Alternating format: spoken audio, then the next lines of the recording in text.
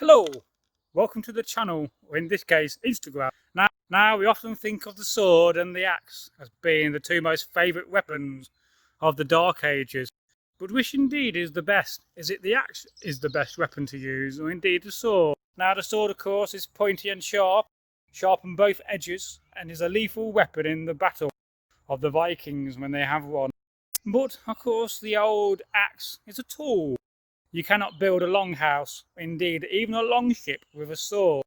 So, is it not indeed the axe a far better and greater weapon than the sword? If you take the two and compare the wealth of the two, no doubt the sword is a far better weapon. Wealthy, indeed. But as I always often think, the axe is a very useful tool, and although it's a great killing weapon in battle and a good weapon to throw, it is also a good tool. Goodbye.